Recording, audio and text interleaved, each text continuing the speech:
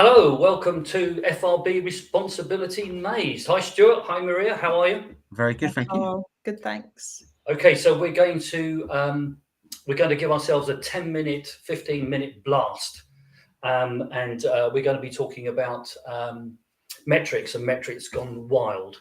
And the idea here is that we look at what can be disguised as a maze. How do we take a complex subject, look at the different responsibilities, different stakeholders, and then find our way out of the maze? So you've now got 10 minutes to find your way out of the maze. Go. No, okay. So what we will do is we'll start to look at some of the stakeholders, etc., and some of the elements that would be involved in a maze. So Maria, you proposed this topic. So describe to us metrics gone wild. What are you really? I think you're thinking about NPS in particular, aren't you?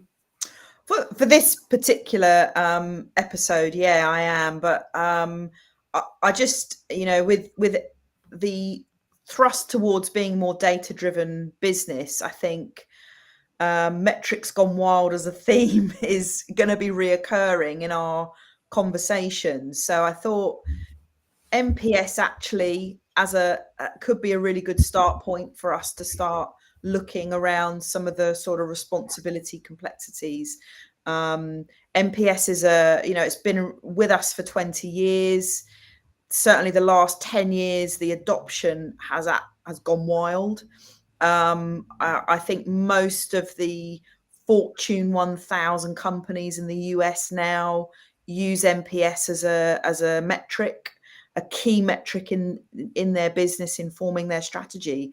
So the interesting thing for me with NPS is around how companies get into a situation where they are using an NPS target or increase to fill out their own business strategy and for their customers, and B, start to incentivize employees through bonuses or like some sort of external financial reward.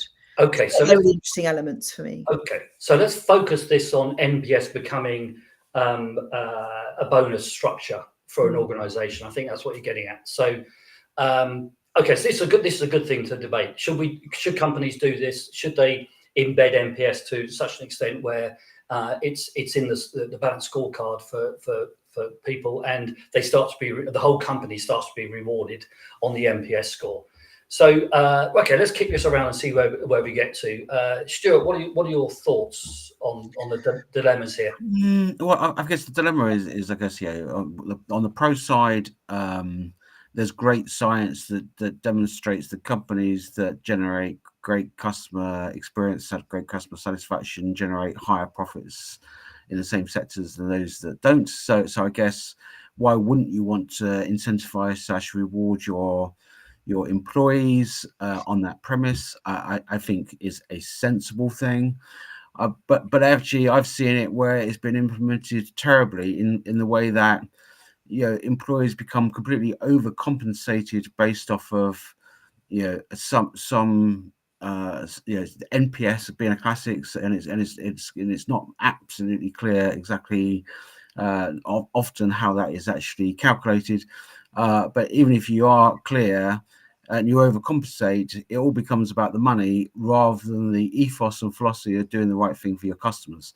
And actually, I have actually worked in one business where I asked an employee why customer experience was so important, and they said because it has the biggest factor on my bonus, and therefore I immediately removed the whole bonus structure. Because all they were worried about was money, and they actually didn't really care too at all about what they did for their customers. And actually, you've got to say there's a real fine line to draw on this one. I think and I guess that's the dilemma. And it's interesting, Steve, we've only been doing this for 5 minutes, and already we've said do the right thing, and doing that right thing can be so difficult to describe, can't it? I've also to add to that, I've seen lots of situations where nobody really believes the accuracy of the NPS score. and that undermines it. There are a few people, especially in some larger organisations, some big telcos, etc., and there are key people, and I'm afraid they're usually running the score, and they're working in perhaps a head office environment where they believe in its accuracy, but nobody else does. They see the flaws in it, and that's not anything to do with NPS itself. That's to do with the way it's run, the way it's implemented, and that sort of undermines everything. So if you're then going to put people's bonus apply to NPS, then you straight away, people are doing things that they know on, to pick up on your theme, Stuart, that are not in the best interests of customers, but do move on the NPS score. So it's another problem. Carl, in those conversations that you've had, do those employees feel like they have control over the NPS score? Like, do they feel like they can influence it by their actions, or is it out of their control? So that's a very good question, Maria. Some people, it's out of their control, and they say that that's a problem for them. Others can control it, but you've just hit the nail on the head. They can control it. That doesn't mean that customers have to have a better experience. They can control the Net Promoter Score, and as we know, there are lots of different ways of doing that. So it becomes a really difficult situation. And would we put if I was in charge of a fairly sizable company, would I consider putting NPS in to the extent where people are bonused on it? I'd have to really think about it, and I have to really, I guess, try and implement it until it's accurate and people have faith in it before you could even consider putting it as a bonus. Stuart, your thoughts? Yeah. Likewise, I think people who do have customer experience in one form in their balanced scorecard, I think where it's implemented well is not NPS. It's not the answer, right? And many companies create a customer index, which is made up of a number of factors that is a much better all-rounded measure of actually how they are satisfying customers and delivering great customer experience, rather than it being just a one-off, something that can be falsified Net Promoter Score. And actually, depending on what you're selling and what services you're selling, customers may or may not promote regardless. So actually, NPS can be a pretty flawed measure in some instances. So actually taking a broad approach to customer experience and using that as part of a balanced scorecard approach, fantastic, right? I would question whether NPS and NPS alone is the right measure. Maria? Well, I kind of think NPS, I don't want to do NPS a disservice, because I think it's done a lot of companies a lot of good over the years.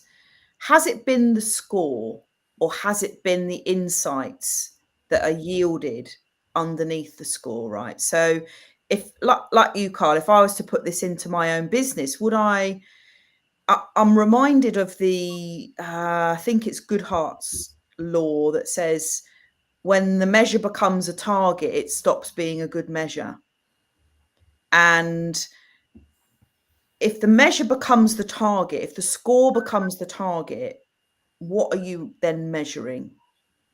And would it be better perhaps to incentivize people on the action, on the insights that NPS brings, rather than necessarily the score itself, which is an output of the actions that you take? So I'm old enough to remember when a Net Promoter System was brought into effect. It's not even supposed to be a score. And it's a good thing. It was, that recommendation is a good thing, but I guess it's how it's being used. There may be occasions where people are going to be listening to this that have NPS in, or they're being put under pressure, or they want to bring it in, and then you're into the big debate about what the responsible thing to do is with Net Promoter Score. And they're those conversations that we're getting involved in and helping people with. What do you do with it, and what don't you do with it?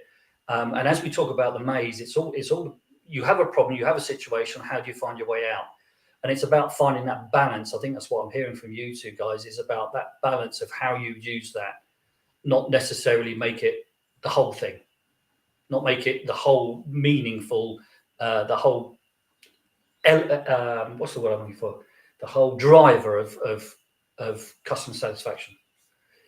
Perfect. Thank you, guys. Good 10 minutes on NPS. So we're back. I think we're going to do more metrics, but we're going to do some other subjects. If people want us to tackle a different subjects on these mazes, then by all means, give us a shout. Speak to you soon. Cheers, guys.